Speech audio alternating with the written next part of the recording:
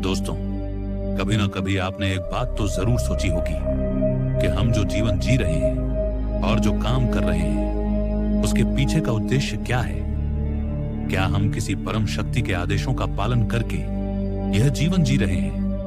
क्या हम किसी की सेवा में जीवन जी रहे हैं? क्या हम किसी परम शक्ति के नौकर हैं? या फिर इनमें से कुछ नहीं, यानी सिर्फ और सिर्फ व्यर्थ का जीवन जिसमें हम व्यर्थ का पैसा कमा रहे हैं?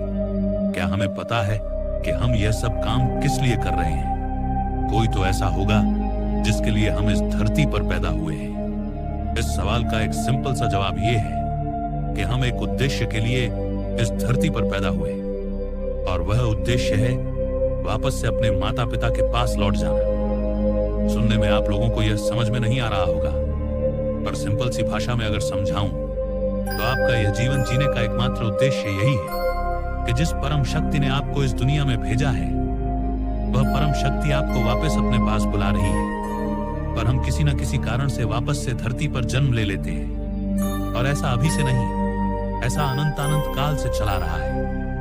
वह परम शक्ति जिसे अनेक अनेक धर्म में अनेक अनेक नाम से जाना जाता है, पर शायद वह शक्ति भी नहीं जानती कि उसने हमें किस उद्देश्य से इस धरती पर जन्म दिया है और वापस क्यों बुला रही है।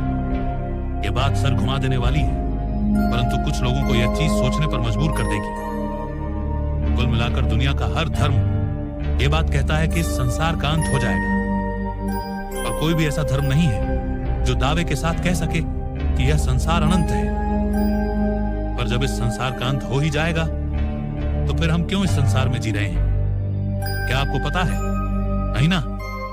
यही सवाल सनातन धर्म के मूल तक आपको ले जाएगा, और इसे समझने में आपके कई जन्म बीत चुके होंगे। और जब आप इसे समझ जाएंगे तब आप उसे ही अनंत भगवान में विलीन हो जाएंगे जिसने हमें इस दुनिया में भेजा ही इस उद्देश्य से है, ताकि हम वापस से उसी परम शक्ति के पास लौट सकें।